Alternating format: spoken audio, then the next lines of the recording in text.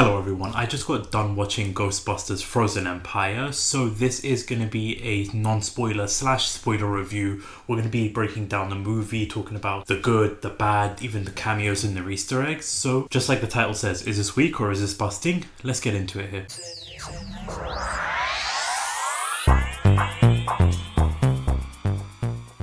So as mentioned, this is going to be a non-spoiler review plus a spoiler review towards the end of it. So I'll let you know when I'm talking about the spoilers. So if you haven't seen the movie, you know when we're going to be discussing the spoiler section. But if you are new to the channel, do consider hitting that subscribe button. We've reviewed all the Ghostbusters movies from the first one back to Afterlife and now this one, because we're going to be doing a tier ranking video over the weekend for all the Ghostbusters movies. So subscribe so you're not missing out on that. And if you have seen the movie, let me know your thoughts in the comment section down below. If you enjoyed it, if you hated it, what are your thoughts? Let me know all of that in the comment section below. Because when it comes to this movie, I'll be completely honest with you, I was pretty pumped to check this out, especially after checking out Afterlife. And I really had a fun time with that movie. They balanced the nostalgia factor with the new story pretty well in my opinion. So I was pretty pumped going into this movie. Honestly though, Sony's marketing with this was so bad. Like, they've released a teaser trailer a while back and then the first trailer, but honestly I've not seen much marketing when it comes to this movie. So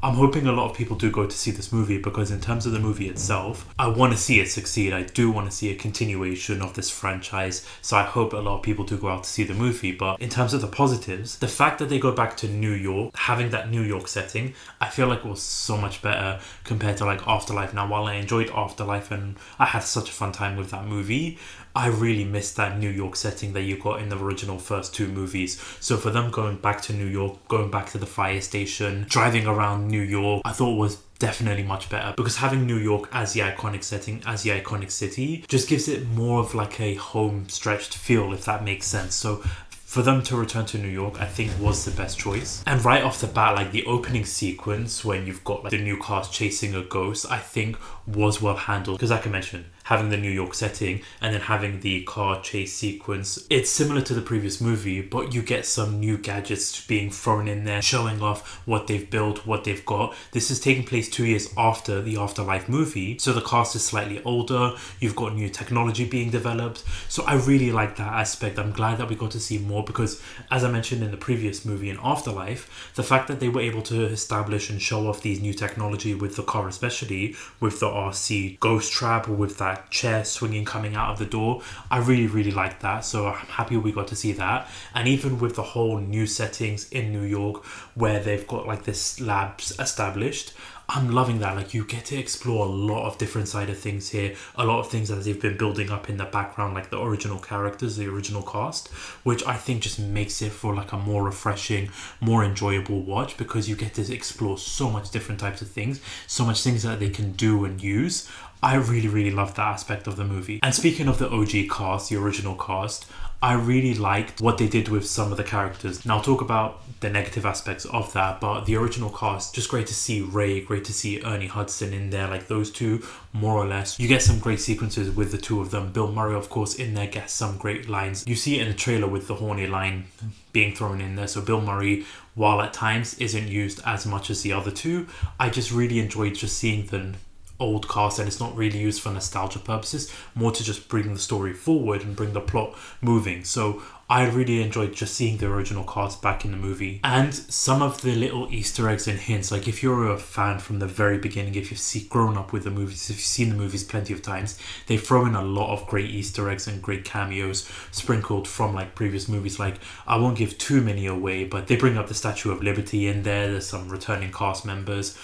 I'm not going to give out any spoilers or anything like that, even though I don't really think this is too much of a spoiler, because a cast member that you're really hoping does return, really hoping that they're going to be making a cameo, isn't in the movie. So if you know what I'm talking about, if you think you know what I'm talking about, then don't expect that person to appear. If you don't know, then go watch the original two movies and you might understand who I'm talking about. But again, I don't really consider it a spoiler because that person's not going to be appearing in the movie. However, there's some moments and some sequences that you see from the original movie being brought back into this movie, which honestly just put a huge smile on my face. And then in terms of like the new cast, because you've got like the original cast and you've got the cast from the Afterlife being brought in, and then you've got some new cast being added in there, such as James Castor, Patton Oswalt, along with Kamal Nanjiani. And for me, the main standout is Kamal Nanjiani. Like, he throws some great comedy in there, some great lines, and even just like his backstory too, while some of it didn't work for me, which I'll talk about the negatives, in terms of the positive, I think really worked. He did bring a lot of comic relief in the movie, which I think worked well. They do try a lot of new things in there, which I appreciate, because a lot of criticisms from Afterlife was that it relied a lot on nostalgia and it didn't really bring anything new to the plot or to the story, whereas this one is completely different. It does bring something new, especially with like the villain too. I really think that it worked, especially with the villain too. Like the villain, I feel like when he is brought into reality, when he is part of the third act, he is an amazing villain. His presence is so dominating. He's got that fear factor, even just his powers too. You see it in the trailer with all these icicles popping out and everything like that. So I really liked what this villain was doing in the movie when he did appear. However, as we're moving into the negatives, my problem is that this villain does appear very late, because the build up to this movie is very slow. Like, it takes a long time for the movie to kick in. The movie comes in at around an hour and 54 minutes. However, it feels like the movie really kicked into high gear within the last 20 minutes or so. The rest of the movie is just a lot of subplots that for me didn't really work, because in terms of like the story, you've got the story of like the main villain and the main plot of that. But because it's such a bloated cast, because like I mentioned, you've got the original cast, you've got the Afterlife cast, and then you've got the new cast. So all of that is being blended in. And so just a lot of people are getting lost in the shuffle. Like Trevor and Podcast aren't really prominent in the movie as much as they were in the previous movie. Trevor especially, you kind of forget he's in the movie most of the time. And Podcast doesn't really have that interaction he gets with Phoebe as he did in the Afterlife movie. So those two are kind of left in the lurch. You've got these new cast members that are in there, along with, like I mentioned, Kamal Nanjiani in there, who is probably the standout of the new cast. But then even his story arc and his subplot kind of gets a little wacky in terms of the third act and what he does, because it doesn't really feel like a Ghostbusters movie. It doesn't feel like this would be in a Ghostbuster movie from the first two movies, or if that makes complete sense for those of you that have seen the movie. So while I do think that he is a great character in the movie, it just feels like because of the many cast members, like for example even the original cast member, like I mentioned, Bill Murray, you see him in one particular scene, he's there, and then you don't see him for like another 20, 30, even 40 minutes until he then reappears. So while the original cast members, you do get the big standouts with Ernie Hudson, and Ray is more of like the prominent character versus like the OG cast. And then with the Afterlife cast too, like Phoebe is sort of like the prominent character, but even like her subplot and her story arc, I just felt like I was getting more annoyed with her character development. Like, I enjoyed her character in the Afterlife movie and what she was doing, taking on the role of Egon, but with this movie and with her choices throughout the movie, it just honestly didn't make sense. Like, she was doing things that should have had consequences, but then her logic and her mindset felt like she shouldn't be getting in trouble, or that people shouldn't be upset with like her choices. So I just wasn't a fan of her character in certain moments, in certain subplots throughout the movie. And then she also meets a character, which again I won't get into spoilers right now. She meets a character and there's just no emotional impact, which I feel like they were trying to put on. It just didn't really feel like there was any emotion towards that you felt as like a viewer. And then of course I feel like when it comes to the third act, when it comes to like everybody taking on the villain, I just feel like there was some illogical moments towards it, because in terms of like what they're doing and like how they're trying to defeat the villain, I felt like you could have used a lot more common sense, or how you were going to go about going after this villain, which again I'll talk about in spoilers because I really do want to talk about it. But it just felt like there was just some illogical moments and illogical reactions to how they're taking on the villain, when honestly if you really put your mind to it, this is how you could take on the villain, given like the weaknesses that is presented towards characters. So there was a lot of like illogical stuff, a lot of weak subplot, a lot of slow build up to really honestly not warrant the movie being an hour and 54 minutes. So when it comes to the movie itself, I do feel like while it is an enjoyable movie, especially if you do enjoy like the characters, the cameos, the Easter eggs, and especially the villain too, like what you see from the trailers, what you get, you'll have a good time with it. But for me, while I did enjoy it in certain aspects, I definitely feel like there was a lot of things that were I would be nitpicking more than I would be enjoying. So I do feel like it's more of a mixed bag when it comes to this movie more than anything else, since I've got more negatives to I feel like versus the positives. But as a huge Ghostbusters fan, I would say that this movie does give you that enjoyment that you get from Ghostbusters, especially seeing all the different ghosts around there, the New York settings, the characters. So you do get a lot of that in there, so there is some enjoyment. But again, let me know your thoughts in the comment section down below. If you've seen the movie, what are your thoughts are about it? Do you enjoy it? Do you dislike it? Do you agree with my thoughts? Let me know down in the comment section below, because with this section, it's definitely going to go into spoiler territory. So if you haven't seen the movie, be warned, we're going to be talking about spoilers here. Because in terms of like the positive aspects when it comes to the movie, like I mentioned, like the Easter eggs and the cameos, one thing I really enjoyed was with that section in the public library. You've got the librarian coming in from the very first movie when they ran away in the opening sequence. So he comes back, he's basically telling Ray that he's not welcome in the library, which I thought was such a nice touch.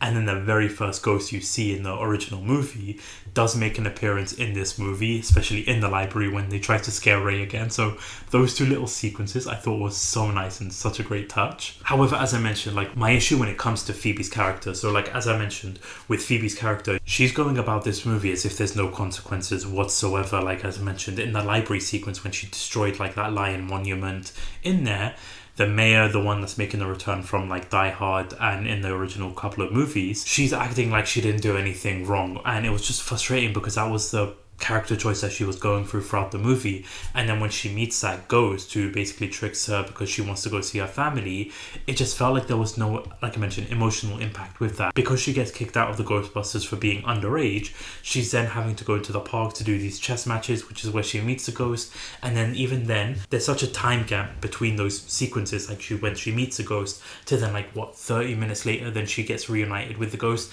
and then goes and turns herself into a ghost for 2 minutes just to be with this ghost. It just didn't make any logical sense whatsoever. And so that was just more of a frustrating writing situation with the character Phoebe. Even though she does a fantastic job, like the actress does a great job in this movie, I just wasn't a fan of her story arc and her character development in this movie. And then also with the third act too, as like I mentioned, with the villain is defeated with fire and the brass proton pack that Phoebe creates.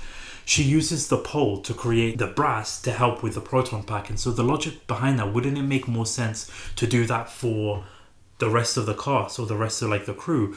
Wouldn't it make more sense to include the brass in their proton packs? That way it gives it more of a sucker punch, rather than in like the third act, as the villain is standing there attacking them with ice, she's in the basement with the ghost. After the ghost disappears, like her friend ghost disappears, she's just standing there while everything is going on above. So wouldn't it have made more sense for her to make that brass for everybody else, so that way while she's standing there in the middle of the basement, the rest of them could have just shot the villain, could have defeated them. And then even with Kumail Nanjiani's character, with him being the fire master, if all he has to do was just randomly get like a fireball, throw it at the villain, and then have them shoot the villain with the brass gun. If you knew fire was like an element that could have weakened the villain, couldn't you have just got a flamethrower or something like that? Couldn't you have just got something with fire to attack the villain, rather than relying on Kumail Nanjiani's character to make a fireball or to be the fire master and throw fire at the villain? I just felt like there were some really illogical choices with the way they defeated the villain, and even then it was so quick and so rushed that you just didn't really get to sit back and just enjoy that third act. So that is just a lot of like nitpicks I have when it comes to this movie, especially like, while I really liked the villain and I wanted more from the villain, I wanted more sequences and more scenes, especially how they're going about attacking New York. I just felt like with that third act, just the illogical reasons and the way they could have just easily overcome the villain, I felt like that really weakened the movie. But again, these are just my thoughts. I really want to know yours in the comment section down below.